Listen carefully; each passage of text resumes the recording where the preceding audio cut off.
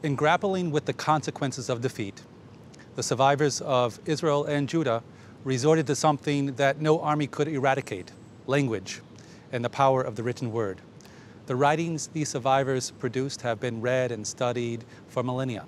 Across the globe, communities of readers, inspired by the Bible's model of community, have established robust and durable identities that could sustain their members in the bleakest of circumstances.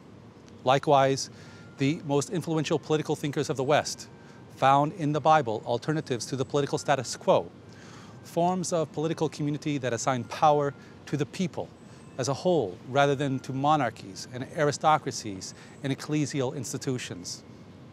These facts bear witness to the truth of Bulwer Lytton's maxim that the pen is mightier than the sword. It's no wonder that the biblical authors affirm the creative force of language by portraying the divine word speaking the world into existence. And their writings prove that language has the power to create new worlds. The biblical authors were seeking to fashion an unprecedented corporate identity that was able to consolidate and sustain subjugated, dispersed communities. In inventing a people of the book, they were guided by the intuition that disparate groups inevitably coalesce into a unified community as they engage in the reading of a shared text. The efforts of the biblical authors in collecting and editing and expanding these writings resulted in an exceptionally rich corpus of literature which attracted communities of readers and formed them into one people. The Bible's model of peoplehood embraces diversity, an ideal exemplified in the weaving together of competing perspectives. Although the Bible is heavily redacted, it does not speak with a single voice. Instead of one view, the biblical authors set forth a common text. Many communities have drawn inspiration from the Bible's notion of peoplehood when constructing their own corporate identities, even while modifying the conception in several notable ways.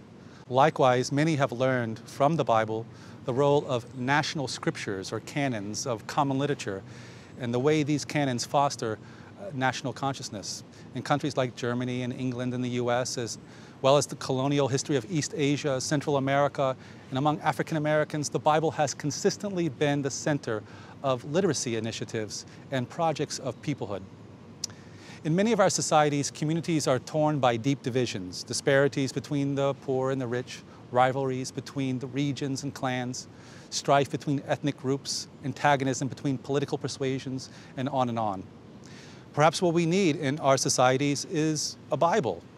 Not the Bible, but a canon of shared text, a body of writings that represents our diversity, a corpus of narrative, of poetry, of songs that we and our children and future generations can internalize and draw upon as they engage in public discourse. Today, there's a widespread opposition to the notion of canon and national narratives, as they have historically tended to be discriminatory and prejudicial. But canons need not be closed, just as a narrative need not be simple or linear or singular. The advantage that canons and collected bodies of writing offer us is that they bring deeper historical dimensions to our societal debates, and they allow us to appeal to a common set of text.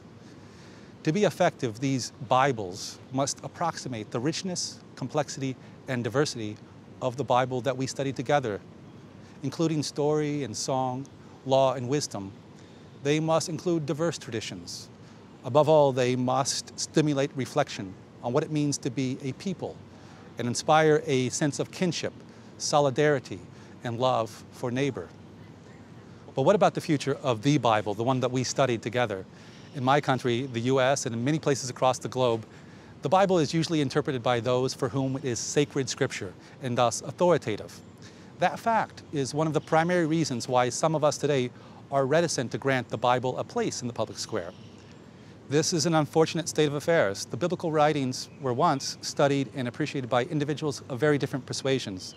The Bible was seen not solely as a theological or religious truth, and in the US today, the Bible usually makes itself felt in our public discourse through private and often uneducated and intolerant channels. Many European countries, by contrast, apply public funds to the study of theology and the training of clergy so that the discourse around the Bible tends to be more nuanced. Now, many of us would no longer be comfortable in allowing the Bible to be the arbiter of morality, but this situation opens up new possibilities for the religious and the secular alike. The Bible can be mined for wisdom, wisdom that bears directly on questions of corporate life, common welfare, and collective survival. Religious communities, Jews and Christians, will persist in reading the Bible as sacred scripture.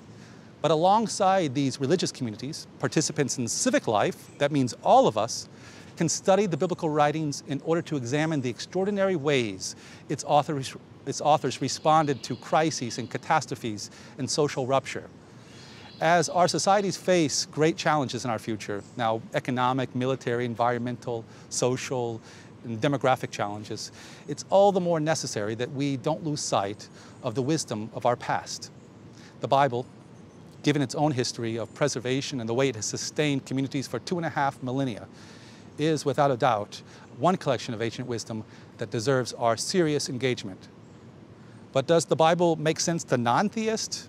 Martha Nussbaum, a renowned philosopher at the University of Chicago, has demonstrated the indispensable and moral philosophical value of reading classical Greek literature, even when we, as the audience, no longer believe that Zeus lives on Mount Olympus. I think the same goes for the Bible. One can still be an atheist or a non-theist and appreciate the political truths communicated through this remarkably sophisticated collection of writings. And those of us who are theists need to give others a space to do just that. The Bible is too important to be left to one group. The promise for the Bible's new role is great. Its original purpose was to create a resilient political community, one that could weather the most devastating crises. As such, it holds invaluable insights for us as we strive to build more just and sustainable societies. This course has only touched the tip of the iceberg. What I've sought to do is to set forth a new way of thinking about the Hebrew Bible, namely as a grand project of peoplehood. But if nothing else, the one thing that I hope I have achieved is to motivate you to continue to explore this extraordinary body of writings. The preceding program is copyrighted by Emory University.